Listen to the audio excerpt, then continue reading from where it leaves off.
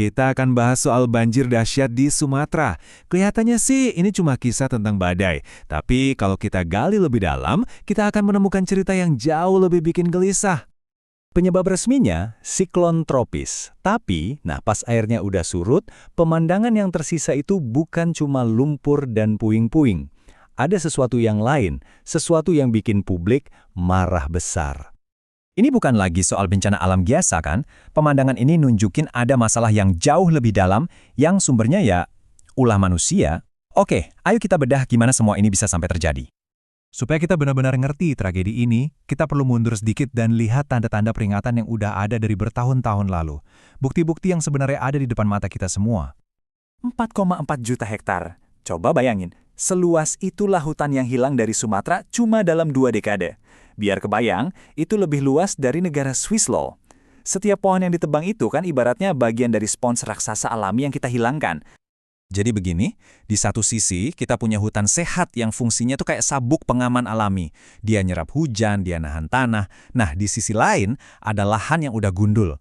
Di sini hujan deras itu langsung berubah jadi malapetaka. Dan fungsi vital inilah yang sayangnya secara sistematis dihilangkan di Sumatera. Para ahli itu udah ngingetin dari lama loh. Mereka bilang wilayah ini tuh kayak bom waktu.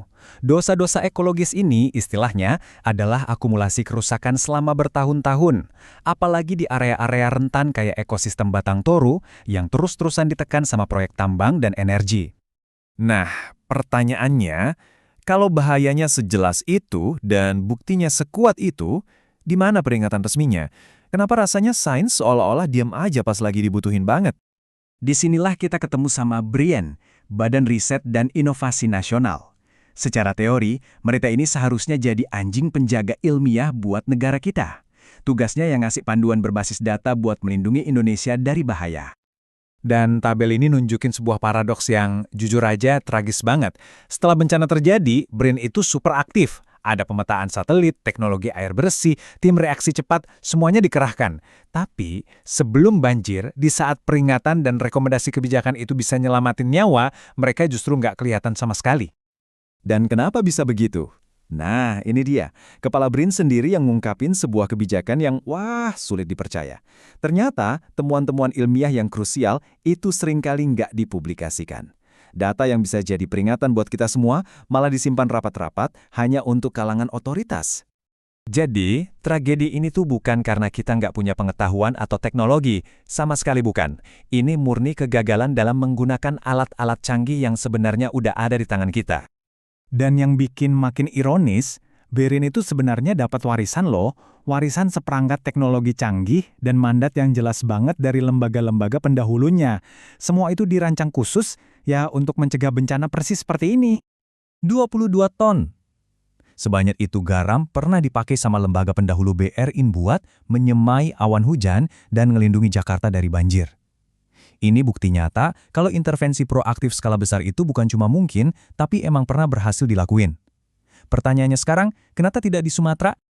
Dan ya, tentu saja, setelah tragedinya terjadi, setelah banyak nyawa melayang, barulah pemerintah akhirnya bergerak. Dan tindakan yang mereka ambil persis sama dengan apa yang udah diteriakan oleh para ilmuwan dan aktivis selama bertahun-tahun. CEO perusahaan dipanggil, operasi yang diduga merusak lingkungan dihentikan, izin konsesi dibekukan, semua aksi serba panik ini jadi bukti yang nggak bisa dibantah lagi. Pemerintah itu punya kok kekuasaan dan wewenang untuk bertindak dari awal.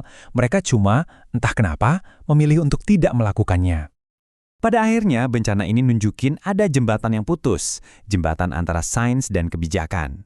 Peringatan dari masyarakat sipil nggak didengerin, dan sains yang seharusnya jadi pondasi jembatan itu malah dibungkam oleh lembaga riset nasionalnya sendiri. Gagal total menghubungkan pengetahuan dengan tindakan pencegahan. Peristiwa ini maksa kita buat bertanya, dan ini pertanyaan mendasar bukan cuma buat Indonesia, tapi buat kita semua dimanapun. Kalau sains itu ibaratnya alarm peringatan dini buat masyarakat, apa jadinya kalau mereka yang berwenang memilih untuk mematikannya?